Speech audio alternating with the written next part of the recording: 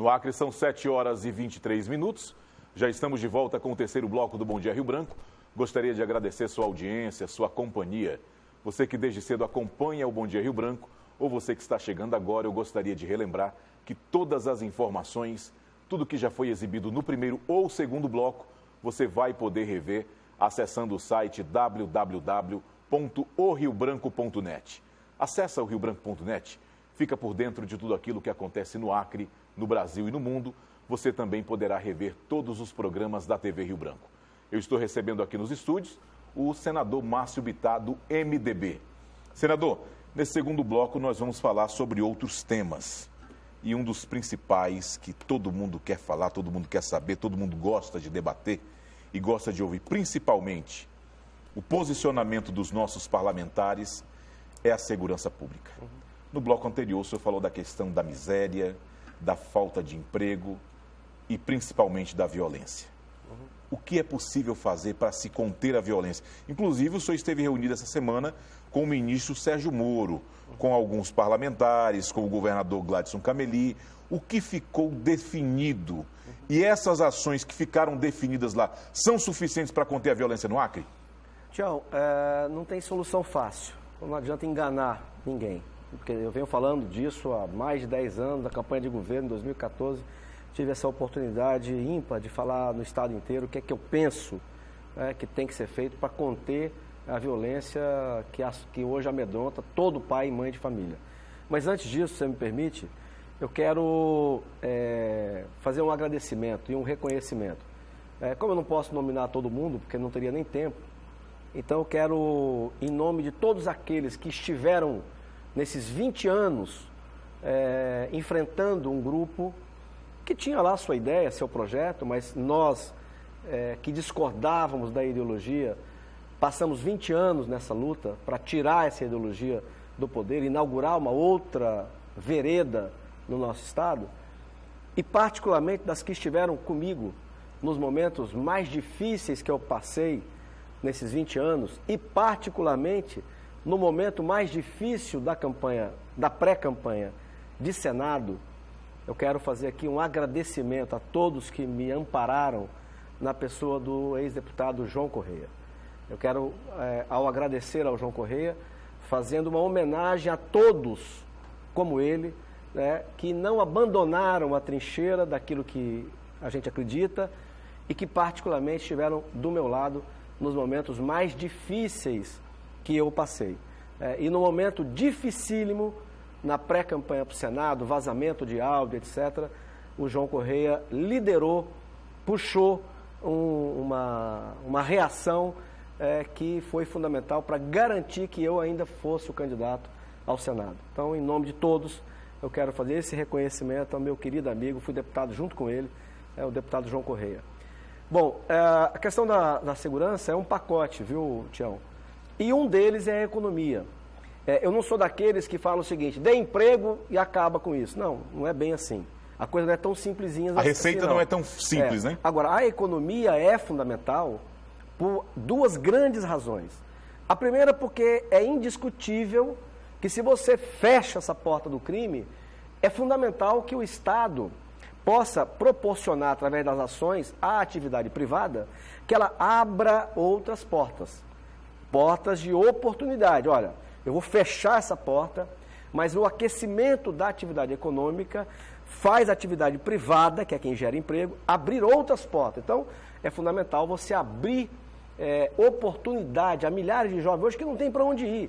Você vai em qualquer lugar do Acre, da região norte, particularmente, em qualquer cidade, em qualquer bairro, você vai encontrar jovens que eram para estar trabalhando, cuidando da sua vida, de cara para cima, 9 da manhã, 3 da tarde, porque não tem o que fazer. Então, essa é uma razão. E a outra razão é que o aquecimento da atividade econômica, ele é fundamental, porque para a segurança pública falta muito mais dinheiro. Muito mais, não é pouco não. Não é o mesmo caso da educação. Educação tem dinheiro. A educação que nós temos era para ser muito melhor do que o que ela é, por conta do recurso que ela recebe. Mas a segurança pública não tem jeito. Então, para a segurança, eu vou repetir, falta muito mais recurso. Ela tem é muito pouco que ela recebe. Esse é um setor desprestigiado no orçamento do país. E para ser prestigiado, como o Brasil passou a maior recessão da sua história, nesses 3 últimos anos, o ano passado é que a gente voltou a começar a crescer. Então, o aquecimento da economia é uma peça fundamental por essas 2 razões. A primeira, porque você fecha a porta do crime, ao mesmo tempo que você abre porta para esses jovens migrarem. E o segundo é porque a segurança tem que ter muito... Imagina a nossa fronteira, Tião. Quer dizer, só por aí você já imagina quanto nós precisamos ainda de mais efetivo, munição, inteligência, etc. Então, por essas 2 razões. A outra frente é o Congresso Nacional, que me decepciona. O Congresso está abaixo daquilo que necessitava. O Congresso ainda é meio esquerda, aquela visão romântica de que o crime, o criminoso, é apenas uma questão da sociedade, do excluído e tal. Não é assim. A lei tem que ser dura. Então, nós aprovamos algumas coisas no final do ano, mas poucas. Quais são essas algumas coisas, por exemplo? No Senado aprovamos o projeto de lei para fazer valer a prisão, a possibilidade da prisão em segunda instância. Aprovamos algumas medidas do pacote do ministro Sérgio Moro, que ajuda a endurecer o jogo, inclusive, crimes eleitorais, que são comuns a acontecer, porque são crimes também, que patrocinam outros crimes, mas falta muita coisa. Você sabe disso. Eu, por exemplo, tenho emendas, tenho projetos apresentados em áreas para endurecer a segurança do Brasil. Por exemplo, eu acho um absurdo, e tem o projeto de lei para isso, vai ter que ser votado esse ano, para acabar com a saidinha coletiva. É um absurdo mulher que sai na saidinha coletiva no Dia das Mães, quando ela matou a própria mãe. Nem mãe para ela visitar ela tem, isso desmoraliza o sistema. A audiência de custódia que tem que acabar. Irmãos, parentes, filhos nossos, filhos do Brasil, saem arriscando a sua vida, como tem aí, quantos estão morrendo? Soldados. É função do Estado. Não, mas não é a mesma coisa? Não é. Quando alguém, em função do Estado, porque policial é a função mais nobre, é a razão número 1 da criação do Estado, é a segurança. Quando ele é assassinado na luta contra o crime, somos todos nós assassinados um pouco. Então só acredita que a questão da violência é falta de investimento e de efetivo? Também. Mas, senador, durante a sua campanha, inclusive aqui no Bom Dia Rio Branco, o senhor falava da questão muito de endurecimento de leis. Eu, inclusive, lhe questionei e disse que esse tema de endurecimento de leis, redução de maioridade penal, era algo que era debatido há muito tempo. Que passava-se lá pelo Senado, pela Câmara, etc. e tal, de boca em boca e não se fazia nada. E lhe falei uma vez aqui no Bom Dia Rio Branco, como é que o senhor conseguiria fazer esse tema, levar esse debate para o Senado, sendo apenas um senador diante de mais 81 que estariam lá. O senhor consegue? O senhor já levantou esse debate lá no Senado? Sim. Eu apresentei emenda para baixar a maioridade penal, para acabar com a audiência de custódia, que o camarada arrisca a vida, prende, no outro dia o cara está solto, para acabar com as saidinhas coletivas, para aumentar a pena de 30 para 50 anos. Hoje o cara comete o pior crime do mundo, ele só pode ficar 30 anos preso e ainda com os benefícios que a lei permite, ele com meia dúzia de anos ele pode estar no meio da rua, mesmo tendo matado, tirado vidas e tal. E eu te respondia, quando você me perguntou isso na época, eu te respondi da seguinte maneira, me lembro como se fosse agora. Eu tenho certeza que este Congresso vai terminar a legislatura tendo dado uma contribuição para o endurecimento das leis. Ele está fazendo isso. Mais devagar do que o que eu gostaria, mas foi só o primeiro ano. Esse primeiro semestre agora vai ser fundamental para a gente ver aprovado mais algumas coisas no sentido do endurecimento. No pacote do Sérgio Moro, por exemplo, que não é só dele não, é dele, é o que veio da Câmara, juntou várias ideias. Está, por exemplo, a possibilidade de que você, ao ter o preso do crime organizado, ele possa ficar isolado, que a audiência dele possa ser gravada e filmada, porque uma maneira que comanda o crime organizado de dentro da cadeia é através de uma audiência com advogado. Ué, não tem advogado que serve ao crime, meu Deus? Só tem quem não presta tem em todos os meios. Então você tem advogados que servem ao crime organizado e porque podem ir lá toda vez, ele acaba passando o comando, por isso eles comandam rebeliões, queimas de ônibus, atentados de dentro do presídio. Então, isso está previsto no conjunto de leis que nós estamos aprovando. Então, eu penso, continuo acreditando, que essa legislatura, ela compreende um pouco mais do que a legislatura passada, que uma das ações para combater a criminalidade no Brasil é o endurecimento das leis. E ela vai ser endurecida. Talvez não tanto quanto eu gostaria de ver, mas ela vai sim. Eu tenho certeza, nós vamos entregar essa legislatura tendo feito alguma coisa nesse que é um dos requisitos, que é o endurecimento das leis, que é um requisito. Mas o aquecimento da economia também é outro, porque ele atinge duas outras frentes que são muito importantes. Até aqui o governo federal tem contribuído para essa questão da violência aqui no Estado? Eu acho que menos do que eu poderia. Eu apoio, todo mundo sabe que eu votei, pedi voto e apoiei o Bolsonaro. Eu apoio o governo, eu sou relator de uma das PECs que eu considero muito importantes, que é uma das filhas do ministro Paulo Guedes, a quem eu tenho admiração. Eu sou relator da matéria do Pacto Federativo, que propõe, o governo federal propondo que nos próximos 10 anos ele transfira daquilo que é seu hoje, algo em torno de 450 bilhões de reais, é muito dinheiro, na veia dos municípios e dos estados do Brasil, em troca de austeridade fiscal, de responsabilidade fiscal. Mas na área da segurança, o meu candidato à época, Bolsonaro, ele deu a esse tema uma importância que no governo não está sendo tão grande quanto foi na campanha. Eu disse isso, inclusive, para o ministro Sérgio Moro, na quarta-feira, quando eu marquei a audiência em meu nome, em nome do Petecão, da Maílza e de toda a bancada federal, atendendo o pedido do governador Gladson, que pedia uma audiência com o ministro. Depois, ali, no particular, ele ia para uma reunião com o presidente, eu disse a ele, olha, leve ao presidente a preocupação de que ele atue de forma mais concreta para ajudar que o Congresso Nacional e aqueles que lhe ouvem lá dentro, que tem muitos, eu acho que o presidente podia ter feito mais no ano passado, de forma mais objetiva, para que o Congresso tivesse dado passos mais firmes no endurecimento das leis, mas está em tempo ainda. As declarações do Coronel Paulo César, secretário de Segurança do Estado, o que o senhor tem a falar? O senhor acha que ele foi injusto com o governo federal, com o pessoal, com a cúpula da Segurança Nacional? Esse tema, ele apareceu na audiência com o ministro. Que, inclusive, o senador Sérgio Petecão pediu desculpas ao ministro Sérgio Moro. Então, mas o meu papel foi agradecer ao ministro, porque ele compreendeu, e o que eu disse na hora, para evitar que o clima se acirrasse. Disse, olha, ministro, eu pedi a palavra de novo, e disse, ministro, eu quero aqui lhe parabenizar e fazer um reconhecimento à sua grandeza. Essas pessoas que estão aqui, aí apontei para o nosso secretário, elas estão arriscando a vida delas todo dia para defender os homens e mulheres de bem, as famílias no Acre. Então, uma hora ou outra, pode sair uma frase que talvez não seja a melhor, mas isso não é problema. Quando o senhor disse que apontou para o secretário, quem era o secretário de Segurança? É o secretário de Segurança. Ele estava na reunião? Lógico.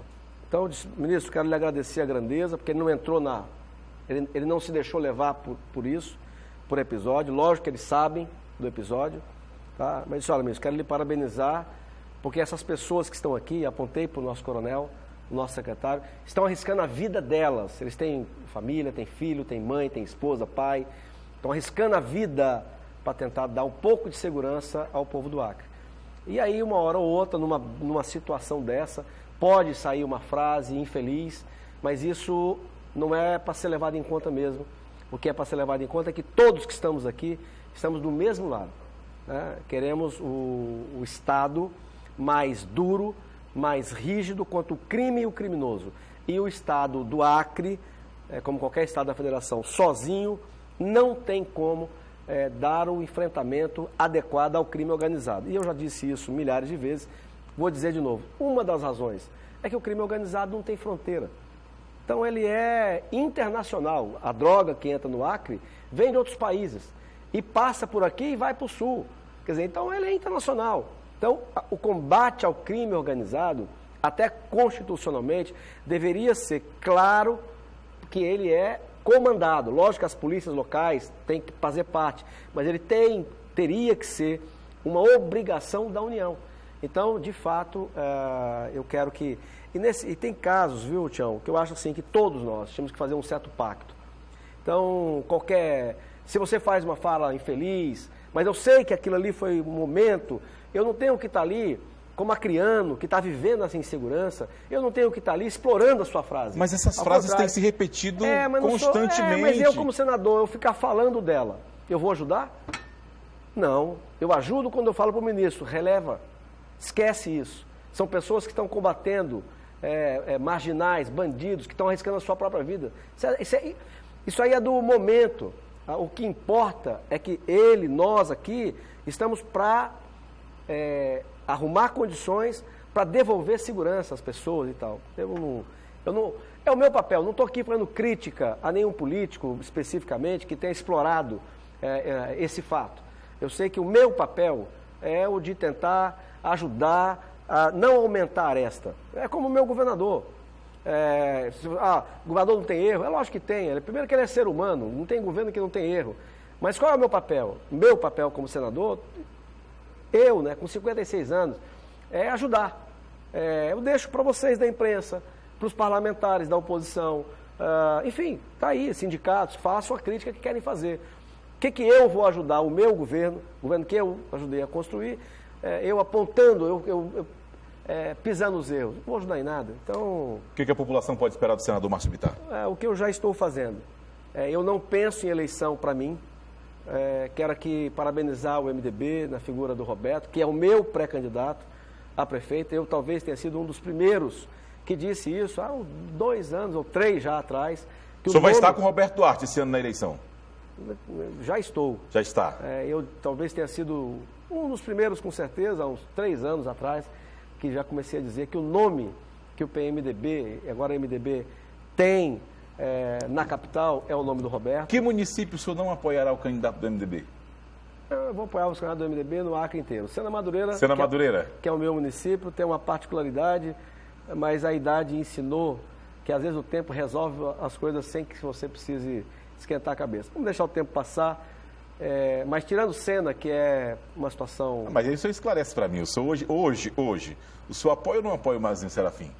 Não, depende. Se a oposição ao Mazinho se unir toda, e tiver como candidato alguém a quem eu deva homenagem, por exemplo, pega o caso do meu amigo Zenil, do Depasa.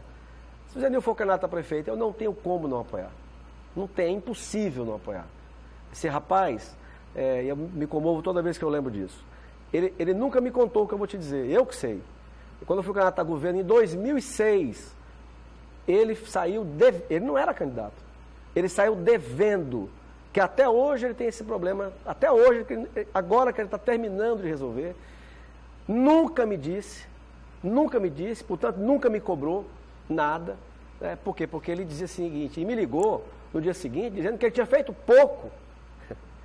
Até hoje, quando eu falo isso, eu me comovo. Então, como é que um cara como ele, se for candidato, como é que eu não apoio? Não, é impossível. A Charlene teve um momento aqui na pré-campanha que até os partidos que eu mesmo tinha trazido para reorganizar no Acre tinham me virado as costas. Menos ela.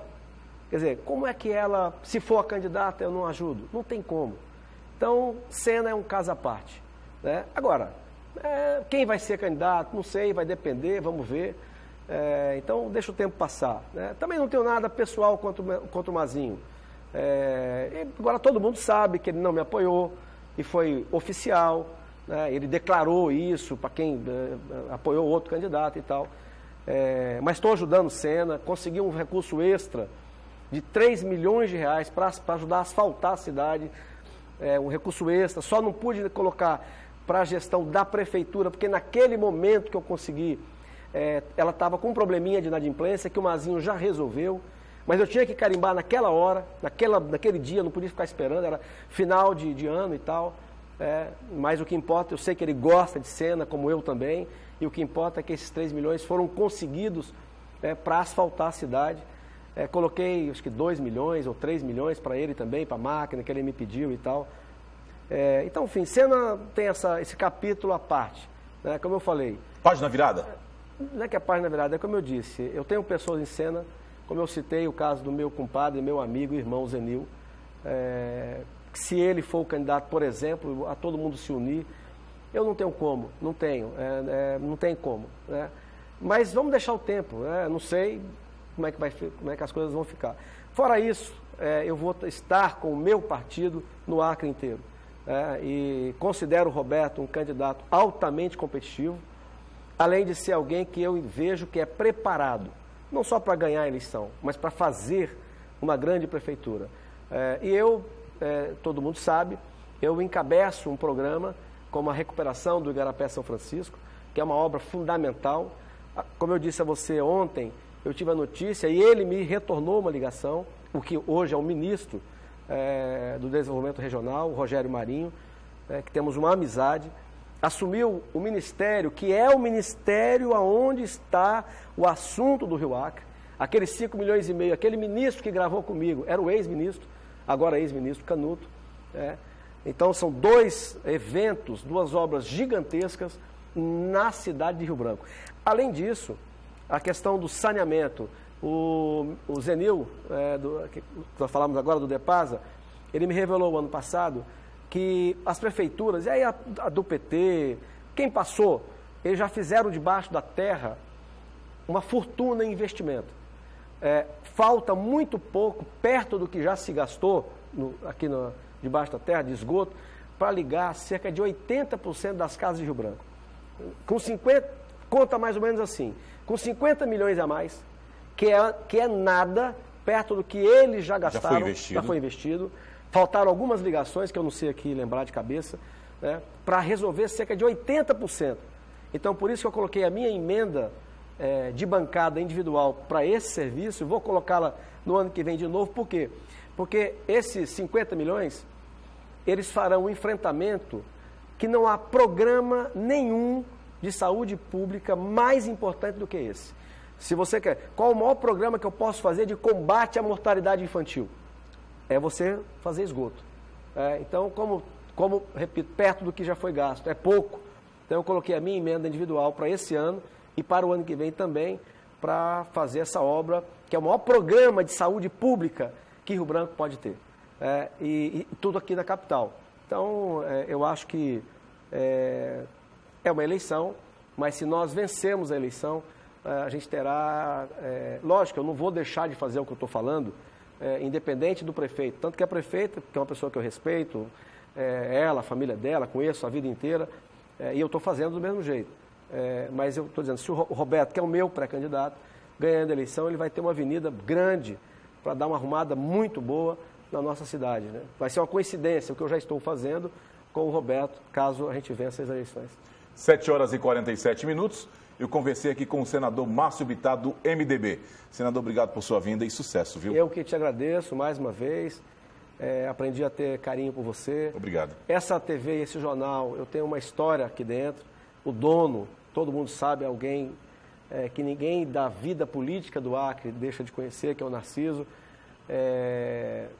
Já tivemos aliados, já tivemos em lados contrários, mas eu já falei e hoje vou repetir. É melhor ter o Narciso aliado ou do lado contrário? Não, ele como inimigo é uma desgraça, Deus o livre.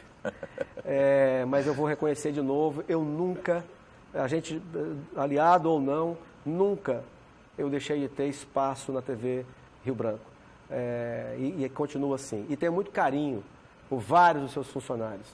E um dia eu fiz uma homenagem a todos na figura do Muniz, que talvez seja um dos que mais problemas tenha enfrentado na luta contra o autoritarismo que governou o Acre por 20 anos. Muito obrigado, Tião. 7h48. E com isso eu termino o Bom Dia Rio Branco desta sexta-feira, agradecendo sua audiência e relembrando que outras informações você acompanha no decorrer da nossa programação ou no site www.riobranco.net. Se Deus quiser, nós voltaremos na segunda-feira, a partir das 6h30 da manhã, ao vivo, com mais um Bom Dia Rio Branco. Tenham todos uma ótima sexta-feira, bom final de semana e até segunda.